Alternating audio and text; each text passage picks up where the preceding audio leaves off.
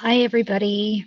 I'm always super ambitious when I schedule in the lives ahead of time, and now it is 9:30 my time, and I'm really tired.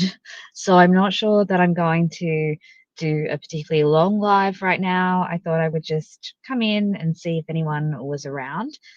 And if you are, then we'll have a quick chat and catch up. But if not, I will end it pretty soon and come back when I'm a bit more energized a bit later in the week. So I've done quite a few short videos today, lots of stuff kind of going on in my mind around Delphi. But the key thing that I was going to talk about today was Abby and Libby, and specifically understanding their reaction to Bridge Guy and why they may not have reacted the way that people would assume that they might react in that situation. So that's kind of going to be talk about today, but also just a few updates on some of the evidence stuff. I guess today I've been looking at the knowledge C data again. I know I thought I'd finished with that yesterday, but some more interesting things coming up. I've posted a few things on the community page and a few really short videos that I made in Canva today while waiting to see the doctor this evening. So, they're just really, really quick things that I've recorded in my car and fiddled with a little bit on camera on my phone while I've been waiting around. But I think there's some important stuff. One of them is just again clarifying that Instagram picture. So I'm convinced now, and I feel like there's pretty good proof that that picture is absolutely taken from the first trestle area, and I've watched numerous videos of people crossing the Monon High Bridge, particularly from a few years ago before they did the upgrades. And I've even compared the planks on the bridge to that picture, and you can see a direct match. So if you do have a look at the video that I've done, it's really short, you'll see this comparison of images, and that matches the first trestle area. So I'm, like I said, pretty much 100% that that is where the photo comes from. Now, if that photo is from the first trestle, first of all, that makes it highly or makes it less unusual and makes it highly likely, I think, that it's a photo taken by Brie Wilbur and on Instagram as either a story or as part of the feed. And that is why it's cached to Libby's phone. I don't believe that it's directions. I don't believe that it's sinister or ominous in any way. I think it's just a picture of Bree's experience at the bridge that day. And Libby was talking to Bree in the car, checking where she was, whether she was still at the Monon High Bridge, and probably had a look at that picture. That's all it is. It wasn't directions. It's not looking at the crime scene. It's just a view from the first trestle. So, I mean, that doesn't really give us a whole heap of evidence to figure out what actually did happen, but I think it debunks some of the speculation around things that could have been going on with that picture. The other really key thing that I found today was to do with the GPS locations on the Knowledge C data, and I was so sure I was over the Knowledge Z data and I wasn't going to find anything else. But I noticed that the GPS locations are always um, paired with a camera event on the phone and nothing else. And when we then look at those GPS locations, there's quite a lot in the lead up to the abduction, to the girls getting to the trails, being on the trails, and then, of course, the Bridge Guy video. And one that had really struck me was one at 151, because there basically are two GPS time stamped locations in really close proximity. And the terminology is slightly different on them too. And through the bit of research that I've done today, I feel really strongly that that is a short video that has been filmed on Snapchat and potentially sent out as a direct message, because it doesn't show up in the cache. The other potential is that it was a deleted video or set of images that the girls did that they didn't like, but it's really unusual. And when you pair it with the fact that there's a lot of other timestamps along the way, in addition to the 4 photos that we're aware of, it makes it a little bit more odd. Who are they talking to? Who are they sending pictures to? And why has that not been mentioned? Because to me, that would be really important information, right? Because whoever it is that potentially received those pictures, or particularly if there's a video as they're on the trails heading towards the Monon High Bridge, could have really valuable information. And the fact that nobody is talking about it, I suppose, makes it kind of concerning. I also really wonder, and I don't know if anyone already knows this, but were records requested from Snapchat? Were they received? Because again, there doesn't seem to be any mention of what's actually included in the Snapchat messages. And I know Snapchat obviously deletes things very quickly, that's the whole point of it. But I was wondering if they subpoenaed those records early on, whether they'd have more information. Anyway, I'm noting that there's not very many people around today, probably because it is a super early time frame for the people over in the States. But I'm just going to really quickly then have a chat about what I intended to talk about today, which is understanding Abby and Libby's fear response. Now, full disclaimer here, I don't know specifically how they were feeling or what they were doing because, of course, I don't. I wasn't there. And I'm really kind of making what's the word? Not making. I'm giving some context based on the the way that our brains work, basically on the neurobiology of trauma and on all of the research over a long, long time that has helped us to understand the fear response. And the reason that I wanted to do this was because you'll definitely have seen some pivoting in my channel. I'm still largely focused on advocating for Rick Allen, but in that process, I'm also focused on understanding Abby and Libby and really helping people to understand them as people as well as understanding Rick Allen. And I think it's so important that they are acknowledged for the bravery that they showed and understood for how they reacted when it came to the Bridge Guy video. So I'm a little bit sort of muddled today because, as you know, usually I use my presentations to kind of anchor me, but this is more just a conversation. And I was hoping that maybe there'd be some people in here who wanted to have a chat too, even in the chat, but I just don't think it's the best time right now for everybody. But I did a short earlier today about this.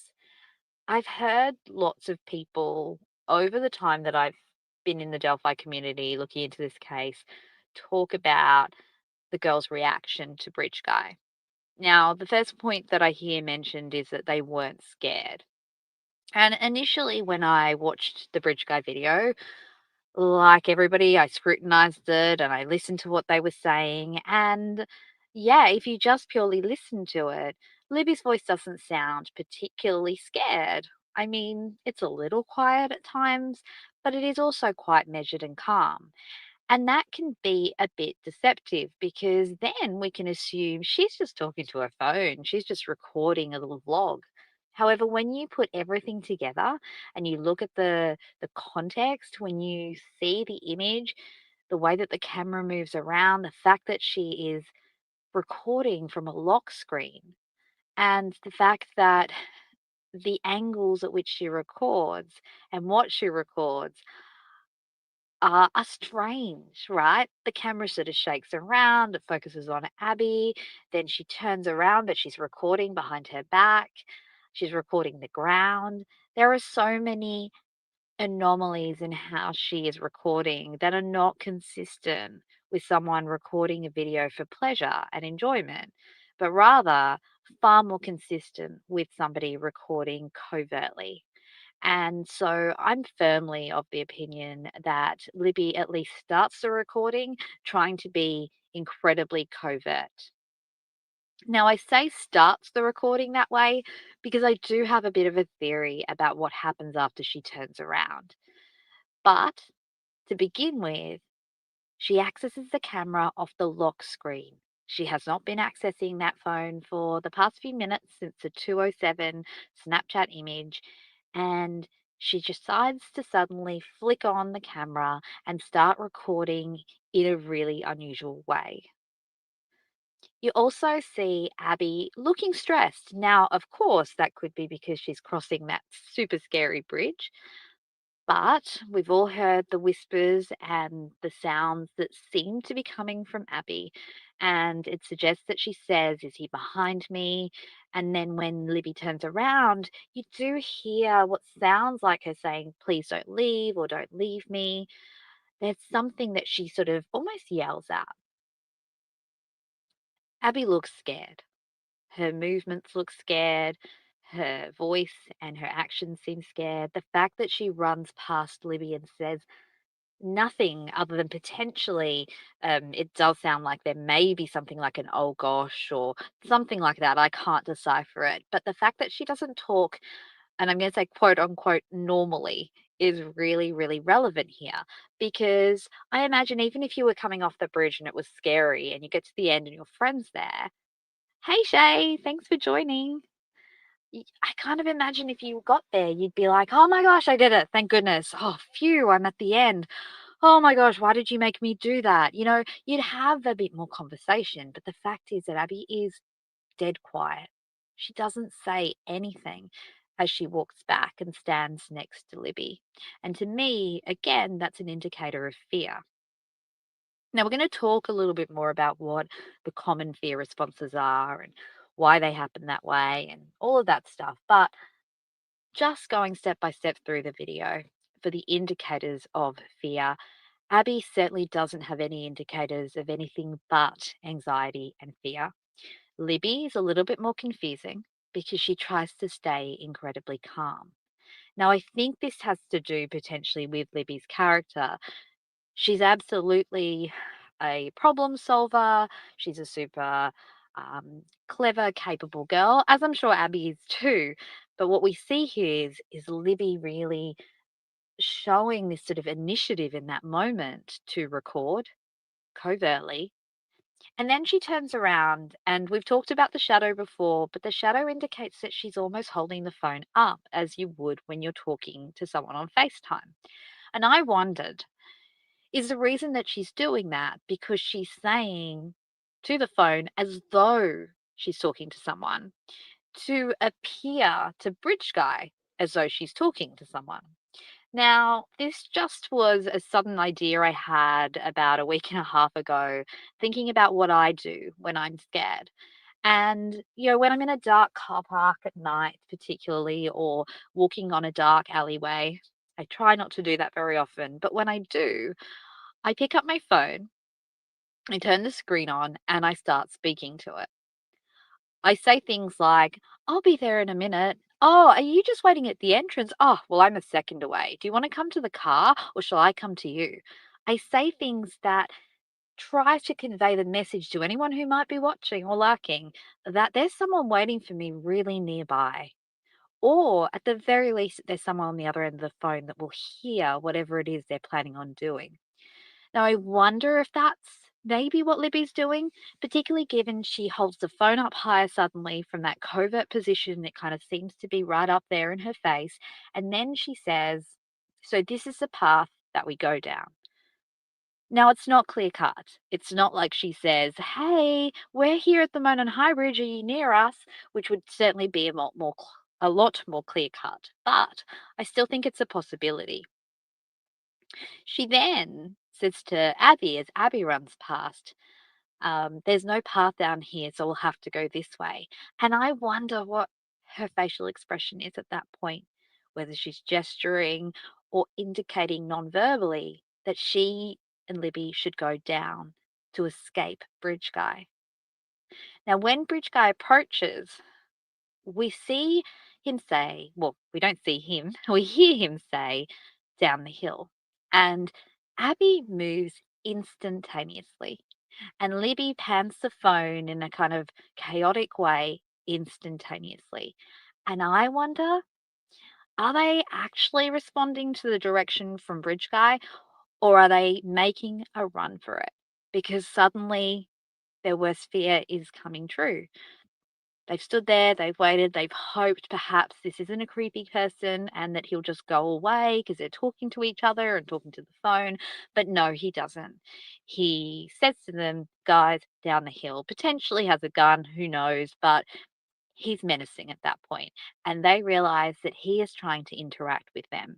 And as a result of that, maybe they try to flee immediately, slide down that hill, let's get away.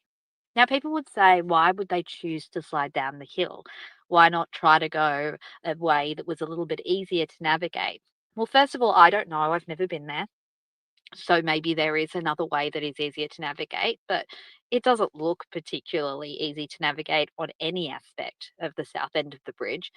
But secondly, if they went down the hill, that would get them super close to that private drive. And to me, that would be a sensible place to run to. They can't run back to the bridge. They're going to get stuck. It's dangerous. But they can run to the private driveway and potentially try to run away. And I wonder if the girls have had some sort of non-verbal exchange that's helped them to be on the same page with that. It seems as though Libby is standing behind Abby. She almost positions herself in that sort of protective role. And I wonder again if that's Libby kind of gently nudging Abby to go forward so they can get down the hill and run away. It's a possibility. And it, to me, is a possibility that makes a lot of sense. Now, whenever we're thinking about possibilities about Abby and Libby and anyone in any case like this, we are going by our own perspectives. We're thinking about what we would do in a situation like that, what we might have seen other people do in a situation like that, and what we would imagine people would do in a situation like that. And sometimes what we imagine is actually based a lot more on fantasy than on what would really happen. And the reason I say that is because a lot of our ideas about these sorts of scary situations do come from things like movies and stories. And so we can start to assume that people are going to run or break up and run in different directions or throw something at him. And we start to have all of these ideas around how they could save themselves. And I think we all want that. It's like when you're watching the movie and you know the ending and you're like, please don't do that. Please do this. Please, don't work out that, turn out in that terrible way that I'm anticipating. And so I think a lot of our ideas around what the girls should do are impacted both by our empathy for them and wanting them to not face the fate that they inevitably did, but also sometimes because we haven't been in that situation or we're not even considering how we truly felt when we were in that situation. So I know a lot of us have been in situations where we've been scared, where we felt maybe a little bit trapped or cornered, the dark car park story that I just mentioned, where there probably isn't anyone dangerous around, but I certainly freak out. My body and my nervous system sometimes notices the shadow or notices the person getting kind of close as they're walking behind me and gets reactive. The thing is, when we are trying to understand others, we often go for these quick, heuristic kind of ideas of what people would or should do. And I did the very same. I had those same questions like, well, she could have run, or she could have picked up her phone and called someone, or she could have picked up a stick and hit him. And then I remembered all of that, all of that requires problem solving on the spot. And all of that requires a nervous system that is giving you, I suppose, the safety to use that problem solving part of your brain.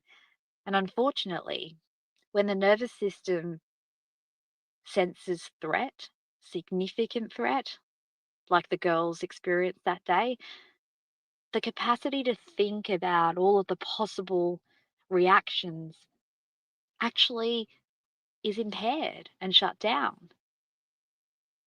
Additionally, Libby wasn't just thinking about herself, she was thinking about her best friend. Libby loved Abby. Abby loved Libby. They were a pair, they were together, and our attachment system kicks in much more strongly than our need to save ourselves. I mean, we see this time and time again where people stay in dangerous situations to save people they love and care about. They run into that burning building, or they stay in the hostage situation because they don't want to leave their fellow human, even if it's not someone they love deeply. But Abby and Libby, they did love each other deeply. We know that. We see that. And Libby turning around and running was not going to be an option as far as I can see, because she loved her best friend. And maybe she could have got away, but at what cost? Additionally, I think they were super trapped where they were. And so Libby probably does realistically recognize that there is nowhere she can run to that will allow her to access safety for herself and Abby quickly. Because if she runs off and Abby gets abducted, then how does she find Abby? Abby doesn't have a phone. Abby is all alone with this person that they already have determined is sinister. And so what Libby does instead is she sticks around, she tries to problem solve, she tries to stay calm, and she tries to do the most brave act of all, which is to wait for her best friend, to try and come up with a plan to record the man that is heading towards them, who she feels is a high risk to them. And she's right. The other thing to really consider is how our nervous system responds to threat. And realistically, our nervous system responds to threat on a real instinctual level. On a real instinctual level. That doesn't sound very articulate, but we are very instinctual, right? So we have this alarm system within us. Our amygdala basically senses and detects threat. And this is a survival response. I'll often call it the alarm system within our brain. It detects threat and it reacts. It reacts almost instantaneously. And we call this the fight, flight, freeze, fawn response. A lot of people know fight or flight, but people often don't realize that there's freeze and fawn. And when we're in a situation that is highly, highly threatening and dangerous, we often can end up in the freeze response. Now, what determines how we react to a threat? Well, it's complicated. There's so many things that determine how we respond. Most of us like to believe we'd respond by fighting back or by running away, but it's hard to really know what you'll do until you're in that situation. It's a complex mix of personality and temperament, developmental stage, past experience, current threat, current environment. Now, when you're trapped at the end of a really scary bridge in a wooded area where there's really no one else around, and you're two young girls, and this man is bigger than you, potentially has a weapon, he's sinister, you're disoriented, you don't know what you're doing, you don't know how to fix it, you can totally understand why those girls would freeze. And also why they may even fawn. So when we hear Libby politely say, "Hi," to Bridge Guy, that is a classic fawn response. Sometimes we think that if we go along with what the person is saying or doing, that they'll go easy on us. And again, we're not thinking this necessarily in a conscious way. A lot of this is subconscious, but our survival system kicks in and tries to give us the tools to survive the situation. When I think about being in the situation that the girls are in, I can't say for sure how I would react. But I guess that I'd possibly freeze. I feel as though I would stay. I'd rather be with my friend than alone running. I may try to appease the person. I may try to, I don't know, find ways to calm the situation down. I can't say for sure what I would do in that situation. And so I guess when we look at victims of crime, whether it's Abby and Libby or anyone in these horrific situations, it's so important to think that it's really not as straightforward and easy as sometimes we make it out to be when we're not currently in that threat mode in our nervous system. And it certainly isn't as simple as movies often make it out to be. The reality is that human beings are complex, nuanced creatures, and we are affected by so much that's going on around us. And so the only thing that the Bridge Guy video proves to me is that we had two girls who loved each other and who showed great loyalty and bravery. And I don't say that as a platitude because that's the nice thing to say about someone who's been the victim of a terrible crime. I say it with full conviction. Libby stuck by her best friend. Libby recorded the man that was headed towards them to abduct them. I believe Libby is a brave and was a brave, loyal person. And I know that a lot of my focus is on Libby rather than Abby, but I think it's because Libby was in that role that day. It's not that Abby wouldn't have potentially done the same thing, but based on the logistics of the situation, Libby was placed in that role of being the one who could act and did show directly her loyalty to her best friend. So I think that's all I really wanted to say today. I feel like that was a bit of a lecture. I really wanted to chat more with you guys, but there's not a lot of people around at this time. But I hope that helps us to just make sense of the Bridge Guy video and the situation and to recognize it's not as unusual as you might think on first look. Now, of course, it is an unusual situation, but I mean the girl's reaction is not as unusual as people make it out to be because not running away, freezing, being polite, sticking around for your best friend, all of that is highly consistent with the human reaction to fear, to threat, to trauma. And I just always want to honor those two girls and what they went through and remind myself and the rest of the community that those girls reacted the best they could. And they reacted in a way that is super normal and understandable. And in fact, Libby acted in a way that superseded that in the fact that she had the presence of mind to record. She had the presence of mind and love to stick around for her best friend. And I wonder what other nonverbal communication went on between those girls in trying to navigate this horrendous situation. I believe they did try to flee down that hill, but unfortunately, they couldn't outrun Bridge Guy and whoever else might have been waiting down there.